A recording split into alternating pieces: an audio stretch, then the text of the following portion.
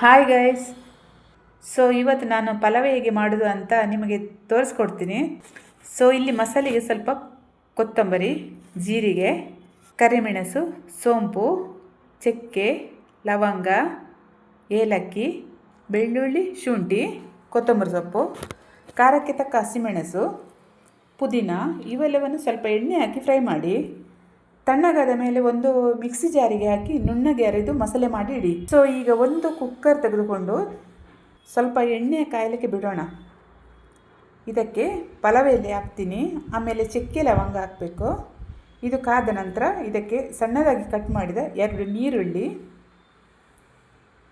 ಅದು ಬ್ರೌನ್ ಬರುವವರೆಗೂ ಫ್ರೈ ಮಾಡಿ. ಸೊ ಕಾದು ಕೆಂಪಾಗಿದೆ. ಇದಕ್ಕೆ ಅರೆದಿಟ್ಟ ಮಸಾಲೆ ಹಾಕಿ ವಾಸನೆ ಹೋಗುವವರೆಗೂ ಫ್ರೈ ಮಾಡಿ. ಸೊ ನೆಕ್ಸ್ಟ್ ಕಟ್ ಮಾಡಿಟ್ಟ ಕ್ಯಾರೆಟ್, ಬೀನ್ಸ್, ಬಟಾಣಿ ಹಾಕಿ ಸ್ವಲ್ಪ ಫ್ರೈ ಮಾಡಿ. ಸೊ ಅಕ್ಕಿಯನ್ನು ಕ್ಲೀನಾಗಿ ತೊಳೆದುಕೊಂಡಿದ್ದೀನಿ.